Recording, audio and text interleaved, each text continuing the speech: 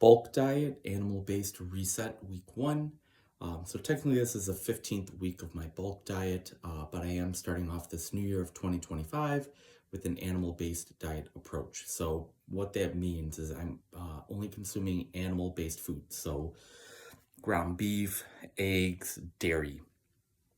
And then I'm also consuming fruit, honey, maple syrup.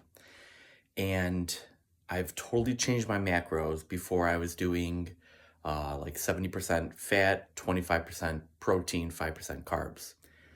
Now I'm doing 50% carbs, 25% fat, 25% protein. So pretty much what I've changed. I'm doing 50 grams of carbs prior to working out. So what I do is I eat about a medium-sized banana and then 1 1/3 tablespoons of honey.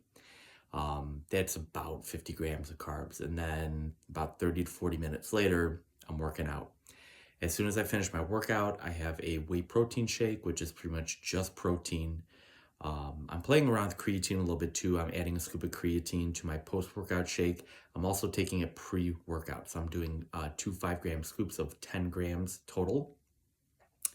Then roughly 45 minutes to an hour after that post whey protein shake, I'm doing breakfast. And the macros on the breakfast look something like 100 grams of carbs, around 35 grams of fat, and then about 60 grams of protein. And then about 5 hours later, I'll have lunch, which is 1.5 cups of full-fat plain Greek yogurt. And then I'll do a cup of berries. I'll rotate between blueberries, raspberries, blackberries, strawberries. And I've been alternating days using, and that's a cup of the berries. And I do a cup of either peaches or a cup of mango. And then on top of that, I'll throw somewhere between 3 to 4 tablespoons of pure maple syrup. The macros for that meal come out to, I don't know, something like 100 grams of carbs, 13 grams of fat, and then like 35, 40 grams of protein. And then 5 hours later, I'll have dinner, and that meal is about 100 grams of carbs, 60, 70 grams of protein, and then about 30 to 40 grams of fat. In that meal, I'm having about a half tablespoon of beef tallow, 8 ounces of ground beef, that's 93.7. And then I'm throwing about a little more than 3/4 of an ounce of Pecorino Formaggio cheese on that.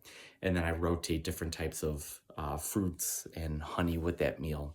So all in all, I'm staying at 2,800 calories, which is what I was doing prior to this, but in a ketogenic state. Now with this animal-based approach at 2,800 calories, that's 350 grams of carbs, 175 grams of protein, and then 75 grams of fat.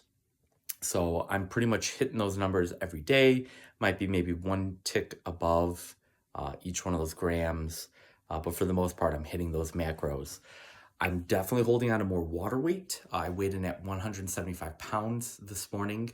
The body fat, it's very skewed right now. I put somewhere between 22 to 23%. But even though I'm like 1 to 2 pounds heavier today than I was last week, there's a lot less definition because my body's holding on to more water. For every 1 gram of carbohydrate you consume, your body's going to hold on to 4 to 5 grams of water. So if I'm eating 350 grams of carbohydrates, my body's holding on to well over 1,000 grams of water. So yeah, that's a couple of pounds. But I'm going to be doing this for 13 full weeks. This is the end of the first week. The first 8 weeks are going to be these current macros. The last 5 weeks, I'm going to up the protein, down the carbs a little bit. It still won't be ketogenic. But as I get closer, I'll talk more about that. But once this is done, I am going to go back to keto. I do miss keto. I miss the keto bricks. Those things are amazing. I miss not feeling stuffed, like eating this many carbs. It is so much more volume of food. The first couple of days, I didn't think I was going to finish some of the meals because it just was too much, but I forced myself. Now I'm starting to kind of get used to it. I am getting very hungry. Like on a scale of 1 to 10, I'd say it's like between a 7 and an 8, anywhere between 90 minutes to 2 hours before I have dinner. So that's just telling me that my body, yes, it's using my fat reserves because it's used to using the fat, and I'm not giving it nearly as much as I was consuming, but it's getting used to the carbohydrates and the mitochondria. They want those carbs. Even though you can condition them to have fat. Like when I was doing full on keto, I very rarely ever was ravenous or super hungry. The worst I would get would maybe be a 5 or 6 out of 10. But yeah, it's a 7 or 8. Today was pushing like a 9 out of 10. So I'm hoping maybe that stabilizes eventually. Workout wise, I felt just like I did when I was doing keto. I might have felt maybe a tiny bit stronger on my heaviest sets, the last few reps, like on my set of 8 reps, doing like 5, 6, 7, and 8.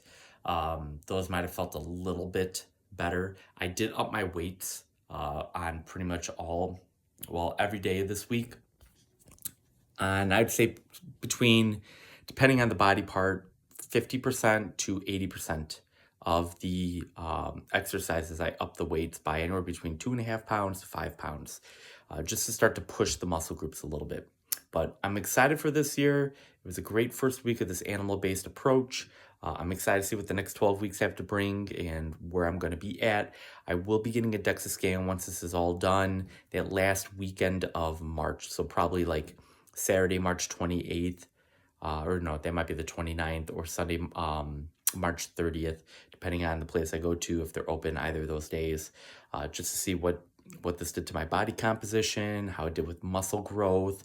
And I can really kind of compare it to keto based on how much muscle I will have put on. Now, I know when I get that scan, based on the last time I had it, just by eating carbohydrates, I have restored the muscle glycogen and filled out, and the muscle tissue is holding more just water, so they're going to look bigger on the scan.